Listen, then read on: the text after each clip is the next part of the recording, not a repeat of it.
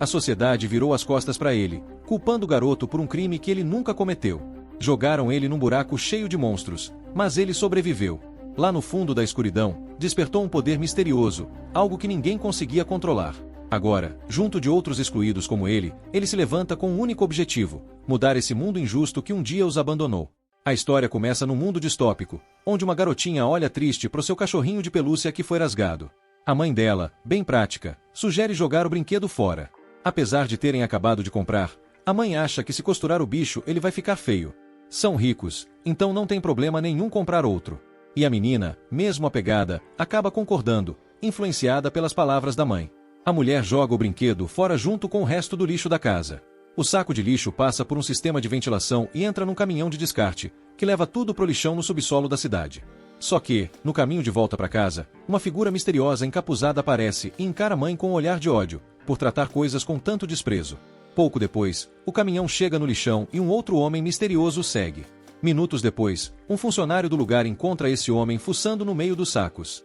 Achando estranho, o guarda aponta uma arma para ele e pergunta quem é e o que está fazendo ali.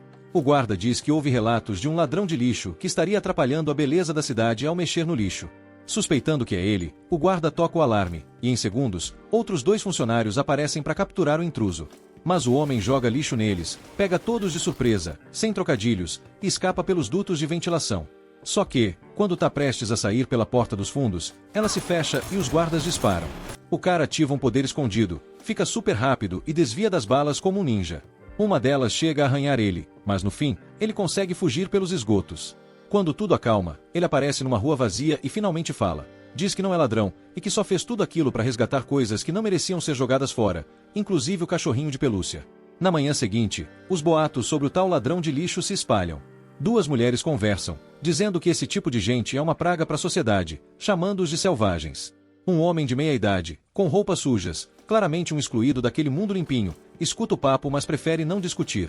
Simplesmente sai da cidade por uma portinha escondida, indo para uma favela nos arredores. Esse homem leva a notícia do boato para os moradores da favela, deixando todo mundo preocupado com a possibilidade da polícia cair matando neles.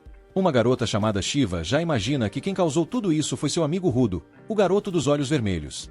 Ele está no meio dos seus concertos, arrumando os lixos que juntou, na maioria brinquedos e acessórios ainda úteis, então nem percebe Shiva chegando.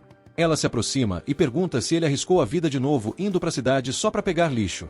Lembra ele de como o povo da cidade é rígido com controle de resíduos, e que se for pego, pode acabar preso pro resto da vida. Mas Rudo responde que aquilo não é lixo. São coisas boas, úteis, que os riquinhos jogam fora como se não fossem nada. Ele diz que sente pena desses objetos e que quer consertá-los para talvez vender na favela.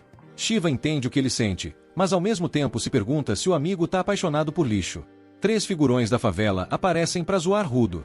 Um deles comenta do fedor e diz para Shiva se afastar do catador perdedor. Outro chuta uma luminária consertada por Rudo e ri, dizendo que não adianta arrumar lixo, ninguém vai querer usar algo tocado por um fracassado. Shiva não entende qual o problema desses 3 idiotas. Para ela, todos ali são iguais, pobres, discriminados e sujos. Mas um deles insiste que são diferentes de Rudo, que eles têm chances de sair dali se esforçarem.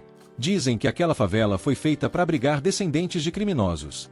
Todos ali, inclusive os 3, Shiva e Rudo, são filhos de ex-criminosos. Só que, depois que os pais de Rudo fizeram uma chacina, toda a confiança da cidade neles foi por água abaixo.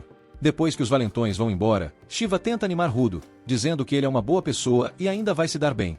Ela nota o cachorrinho de pelúcia, e Rudo, meio tímido, diz que queria dar o brinquedo para ela.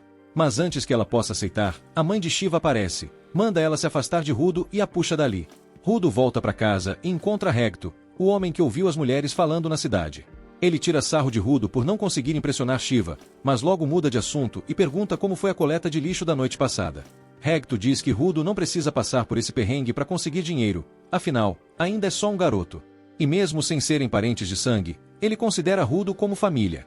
Rudo agradece, revela que foi Hector quem o acolheu depois do que houve com seus pais e o criou desde então. Por isso, ele quer retribuir fazendo o que puder, inclusive catando lixo. Hector nota o ferimento no braço de Rudo e, percebendo que ele levou um tiro, trata o machucado e o proíbe de voltar ao lixão. Mas Rudo diz que esse arranhão não é nada perto das cicatrizes que os pais deixaram. Mostra que as 2 mãos estão cobertas de marcas pretas. Mesmo assim, Hector insiste, se a polícia descobrir quem ele é, vai mandá-lo direto pro abismo, o mesmo lugar onde o pai dele foi jogado. Desde pequeno, Rudo sempre foi desprezado por causa das mãos estranhas. E foi só quando Hecto lhe deu luvas que ele criou coragem para seguir em frente. Para quebrar o clima, Hecto brinca de novo e diz que Rudo devia entregar logo o ursinho para Shiva, com direito a beijinho na bochecha. Rudo, claro, nega, e os dois acabam numa briguinha de pai e filho. Enquanto isso, o homem encapuzado do começo tá do lado de fora, ouvindo tudo. Ele tem uma relação complicada com Rudo, uma mistura de amor e ódio. Às vezes exagera. Encosta no rosto dele e diz que devia aprender a sorrir de vez em quando. Mesmo que não esteja feliz, podia fingir um sorriso. Mas como? Se o olho dele parece que vai saltar para fora da cara. Ele escapa do aperto do homem e sai da casa. Ao ver que é de manhã, se pergunta se Shiva já tá lá fora. Ele vai até o abismo, lembrando que não precisa ir tão longe para pegar lixo, já que tudo acaba ali. O abismo é um lixão gigantesco, onde não só jogam coisas inúteis, como também pessoas consideradas pecadoras. Ele vê que mais um criminoso está prestes a ser jogado. Lembra que o pai foi parar ali também, ou pelo menos é o que diziam. Ouve alguém comentando sobre outro lançamento e, ao se virar, vê que é Shiva.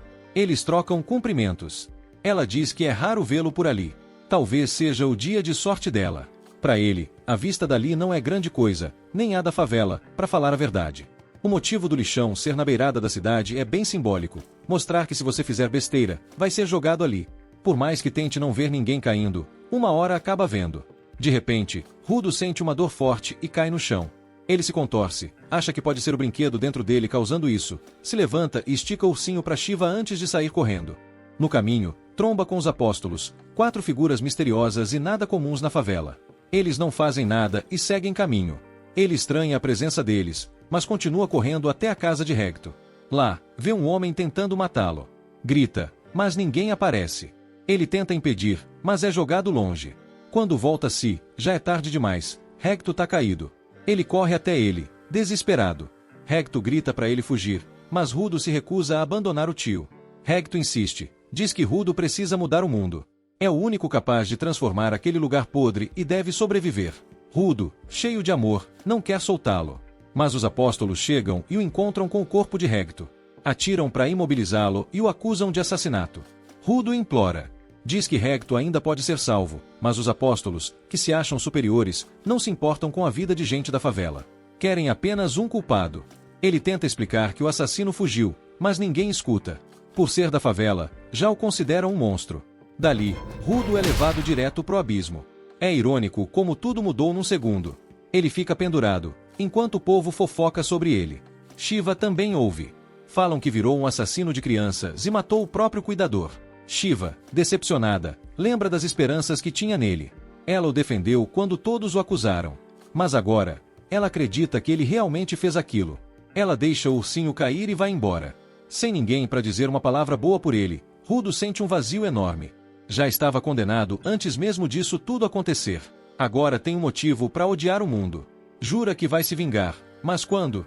Porque é lançado no abismo, e a escuridão o engole. Sente a vida escapando enquanto visões aparecem. Seus olhos se fecham, mas de repente, se abrem de novo. Não pro mundo, mas pro lixão. Ele conclui, foi jogado no abismo de verdade. Ouve sons e passos. E sabe, o que está por vir, não vai ser nada bom. Sempre ouviu que o abismo era sombrio. Mas o que ele não sabia, é que era o próprio inferno. Como será que ele vai sobreviver a esse inferno? Fica pro próximo episódio.